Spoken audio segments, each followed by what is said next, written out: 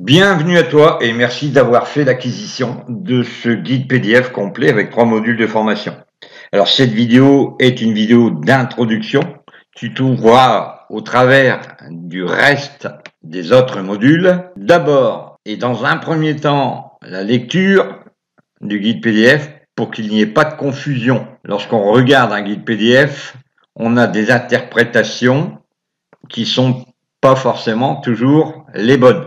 Donc on va faire un rapide survol, c'est à toi bien sûr de creuser ce PDF et tu verras que il y a des petites astuces que j'ai rajoutées à la suite. Donc on va tout de suite passer à la page suivante. Le guide qui est le suivant est un guide qui te permettra de prendre un avantage certain dans des casinos terrestres. Je répète, dans des casinos terrestres, tu peux éventuellement jouer sur même dans les terrestres, il y a des roulettes électroniques, tu peux aussi jouer là-dessus. Alors ce que je vais te donner comme conseil là-dessus, si tu joues sur des électroniques, attends la dernière seconde pour jouer tes finales. Oui, c'est pas facile, parce que le tactile des casinos, bien souvent, des gens sont tous passés dessus, on n'a pas nettoyé l'écran, et les touches sont très difficilement tactiles. Mais fais attention quand même, respecte bien ce que je viens de te dire.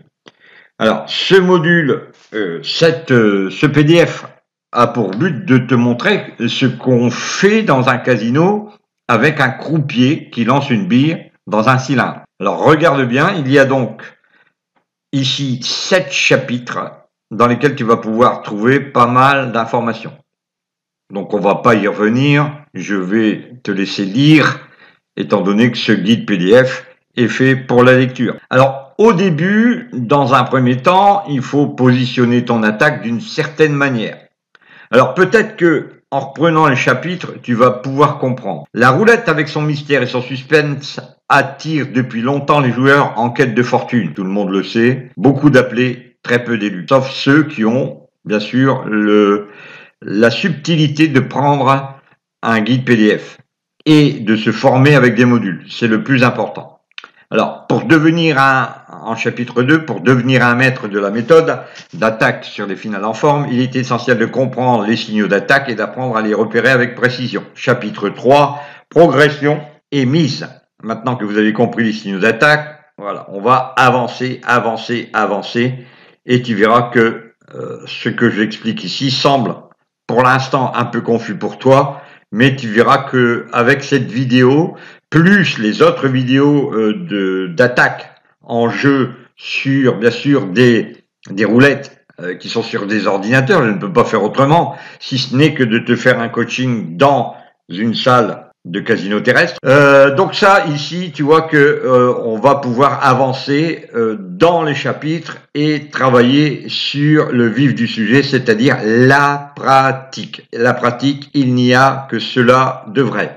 Alors, dans ce module, l'explication est complète, les finales, comment on les repère, d'accord? Donc là, exemple 1, série de finales répétées. Imaginons que lors d'une session de jeu de plus de 18 tours, vous remarquez que les finales 3 et 8 se répètent fréquemment dans les 6 dernières boules. Ça, c'est une première astuce.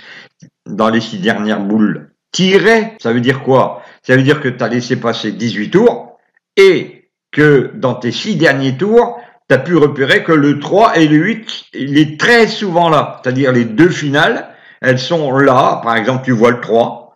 Ensuite, tu vois le 8, ensuite, tu vois le 28, ensuite, tu vois le 13, ensuite, tu vois le 23, ensuite, tu vois le 3.